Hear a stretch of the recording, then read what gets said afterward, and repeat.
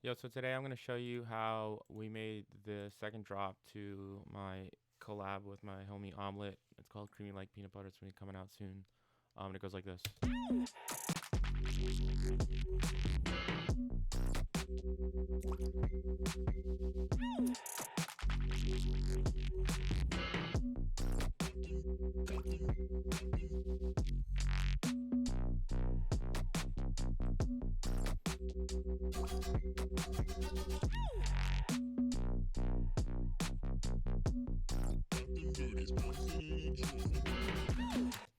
Okay, so the style of this song was really I wanted to make uh something that was had a lot of noises and a lot of bass, but they interacted really well. Um, so started with the drums. This project file was more of the sound design session. The original or the project file that we used to finalize everything was all stems and stuff. So it doesn't have all the sounds in here, but I think the ones that you guys are kind of looking for in terms of bass sounds and stuff, it's all in here with the original MIDI tracks and processing and stuff. So I wanted to show you, make sure that was captured. So for the drums, here are the drums.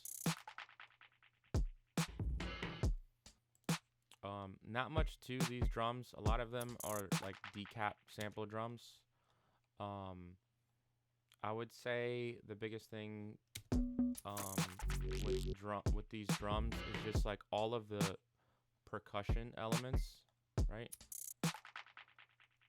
When you're making this style of music where it's really opened in format, it's not like super loud and it's kind of like there's sounds coming in and out. I would really recommend you guys kind of going kind of in on your drums. Kick, not really much, but it's a fat kick, right? It's a pretty fat kick. Um, but on this end measure, I had another kick that had another tonality to it, right? So that adds a little flair. Hi-hats, nothing really much to the hi-hats. They're more like live hi-hats. I do a lot of my drums when I'm making the idea in MIDI. I think it's a good thing to do because a lot of the times when you're working on a track and you like might get to a point where you start building some basses and then you're not really loving where the snare sits or where how your hi-hat sounds, whatever the case may be, and it's really easy to just go and just swap the sample if you have a drum rack. So usually I have a drum like groove idea and I'll put all the sounds in there and then start the track, and then if I want to take anything out, go from there. Um, this was just a snare that kind of had a delay. So that's what I mean in terms of like really going in on the drums and trying to make it like really interesting. Um, this is the snare, right? Um, like I said, I didn't really do any of the post-processing EQing on this. It was more for the sound design, getting all the sounds put together. And then we stemmed it out and went back and forth.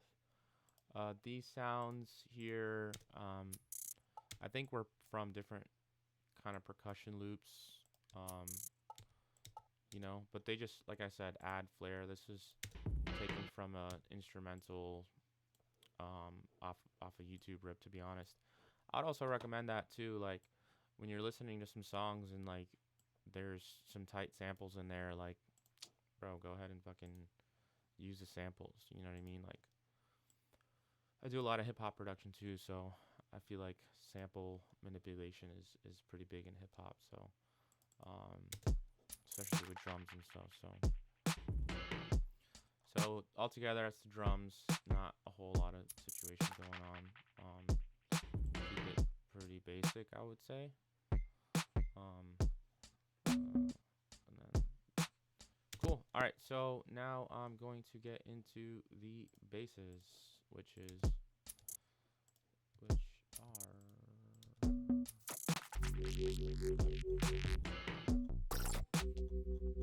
Okay, Okay, so the first bass is down here. This is so this is a pluck bass. I actually don't have the original, but it's actually, I just remade it. It's pretty simple. That's an iteration of it, and I think if you just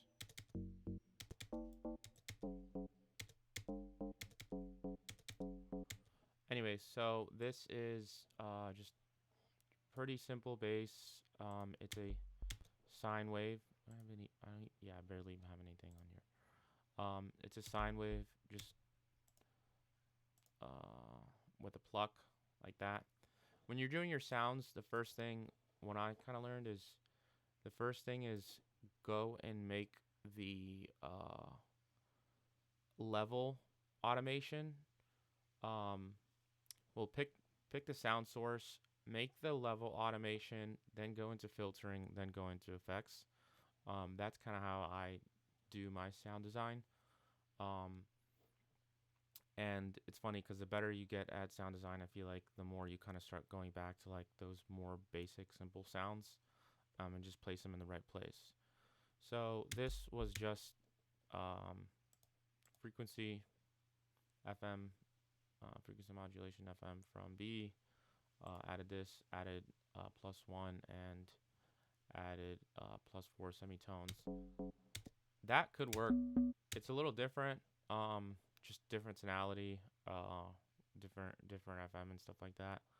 But the point of me showing you guys this is really, to show you guys how some of these sounds are created, but also for you to understand how they were created, so you can kind of derive your own sounds from them. So that's the first bass sound.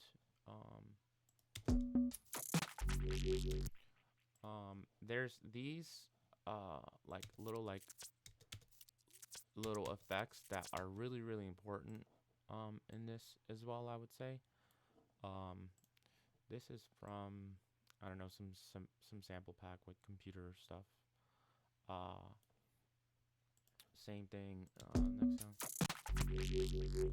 Okay, so now we're getting kind of into layering. This was a sample, and I just put an auto pan to it. Not a big deal. But a lot of the times when I'm creating music, I think about the overall frequency spectrum, right? So this is also Paz Analyzer from Waves, is also a really good preset. So a lot of the times I think about like filling out the spectrum, right? So I know this one sound that I have up here. Where is that sound? Yeah, and I'll show you guys how to make this. Didn't have a lot of high-end information. It was just like low, mid, heavy. Not a lot of mid to high range. So I wanted to add some tonality to the sound, so I found a sample and then I just added movement to it. So together they sound like this, right? And that's really like, in terms of like bass layering, is what you want to keep in mind is you want to just put things in separate, like different spectrums, right? Like this sound, is over here, and then this sound peaking is really over here, right?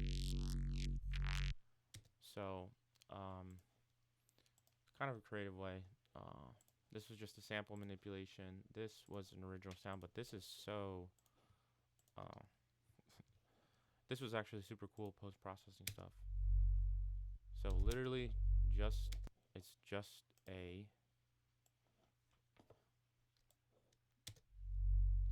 FFT from 2, which is, I think, digital. Yeah, it's in the digital. Analog B, some FM. I think without FM,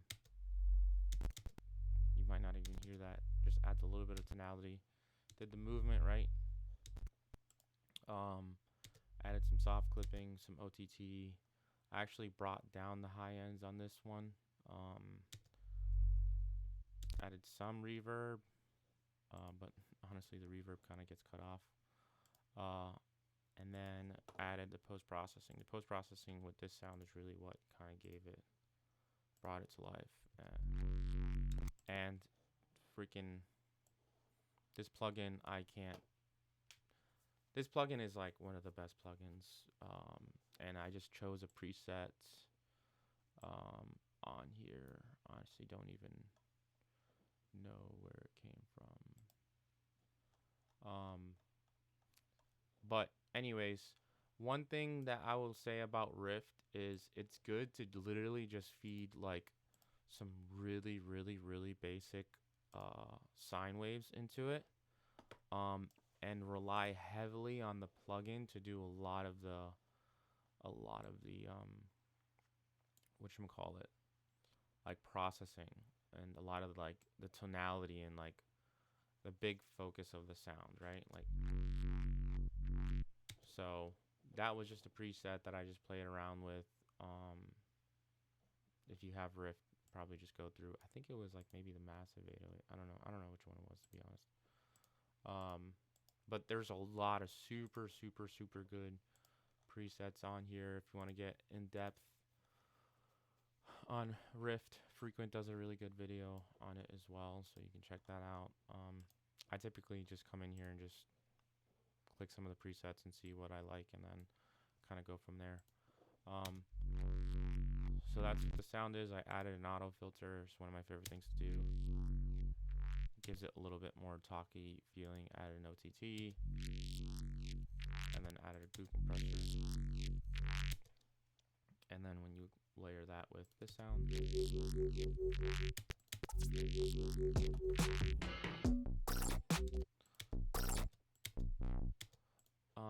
next sound is kind of this overlaid with this, right? So this is just and this is the one thing I was mentioning as well, in terms of layering, right? So like this sound is not just you got this and then this, and they're like kind of off rhythm too. That was like the main focus of this song and this drop, for me, was like how like interesting can I get with like creating all these different bass sounds and like make them mesh together and like create some sort of like different rhythmic structure, like you know what I mean? And then, you know, make it sound cool. So this sounds pretty easy as well. Like I mentioned, this song was really I made in terms of saying like how simple can I get with some of these sound designs instead of doing crazy sound design. It was kind of a challenge that I wanted to just try to make a song that with simple sound design and really just sine waves and post-processing and make it sound cool, which is a challenge in terms of placements and really I would say songwriting of dubstep. This is pretty simple. When you take out, hold on, let me just do this. All the effects. It's just a sine wave with distortion, LFO on it, BD sine. When you want to get those that like super tube distortion like that, hyperdimension, and then a flanger, put a tube distortion on it first before you feed it into the filter. I would recommend just doing that, like experimenting with making these sounds, feeding into distortion and then filtering it, rather than using this filter before it hits a distortion. You get some really interesting stuff doing that as well. So without like the filter after it, and then you know you got some drive and stuff there too in the fat, so it makes it even fatter. Pretty basic sound, I would say. But yeah, so all together.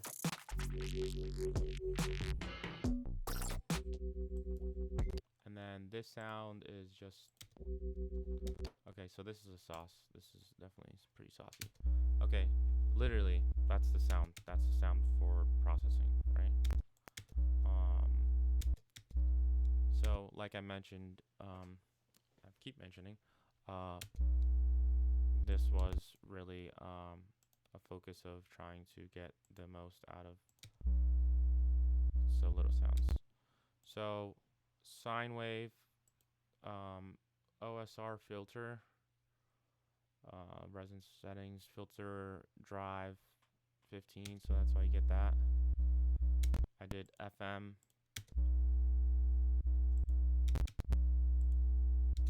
Just gave it a little bit of more tonality. And then really this is where this sauce comes in.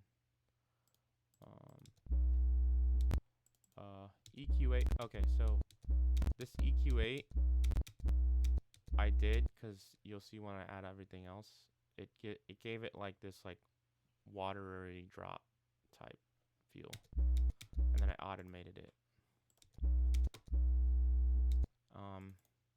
Added an OTT at these settings. I think I just doubled that. See that? One OTT. Just brought out that 2 OTTs. Saturator. You guys can just OTT with these settings. Another EQ. But I wanted to just add some emphasis there. I don't really know why I did that. I think this OTT I didn't actually have. Yeah, this OTT I didn't use actually. Oh no, KH's Haas effect. Just to give it some stereo. You can use the Ableton Haas effect too, which is just a delay. Here, let me just show you guys that.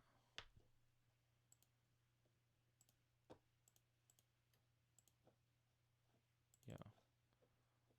So the Ableton Haas is like this. You can play around with these settings, and like move this down and up. But definitely check your mono capabilities. But I just use KHS kilohertz.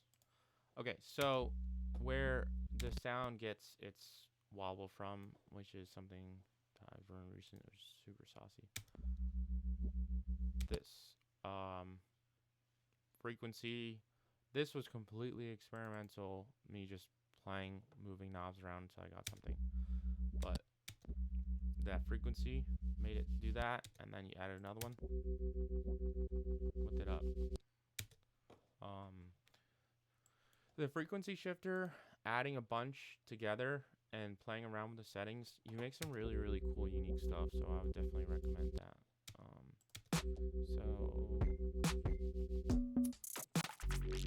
And then it repeats that pattern.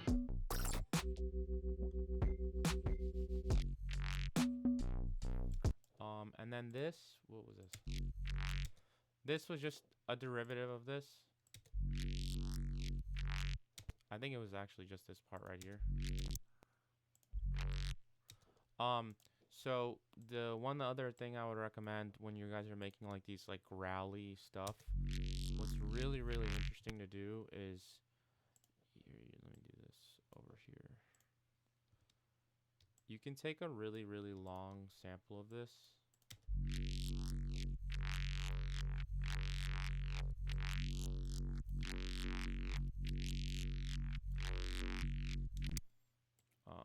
Let me maybe just try to do something crazy like, right? Some crazy. And record that. So you can go and you can record. I like doing the record like this. Doing it from this serum to this.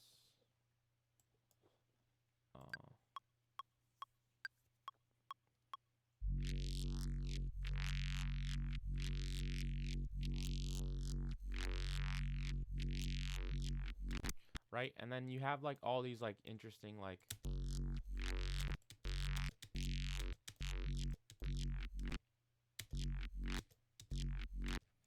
so with that, right, you can take these little chunks of stuff and on like the first downbeat and stuff like that, you can kind of do, right?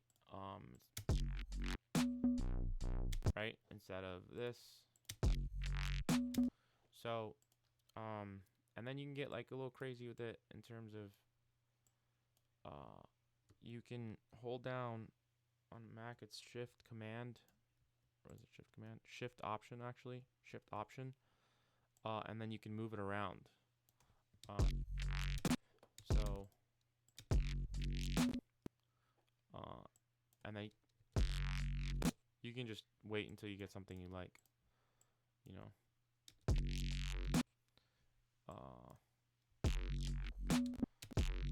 That sounds cool. I'm gonna keep it. It would probably be interesting to do it this way. Right, like that. That's the sound we went over. We went over that sound too.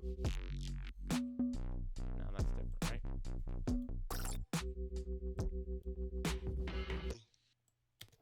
Cool. So that's pretty much it.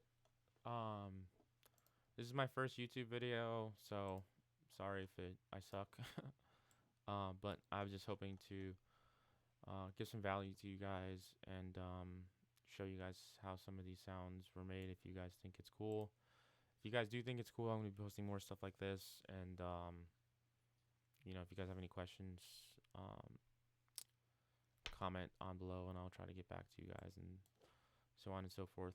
My main intention is just to show you guys how to make the sounds, but also kind of show you my thought process and how I'm creating sounds, because I think that's really important, that a lot of people don't show on videos and stuff.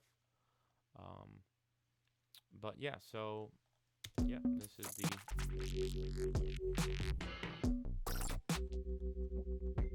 ultimate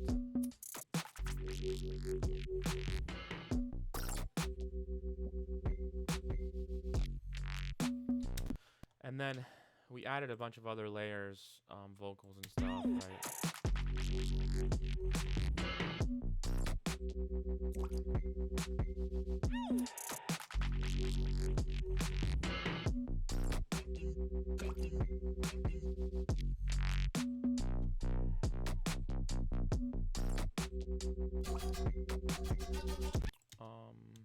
I think that's it. It's really, oh, there's that one sound.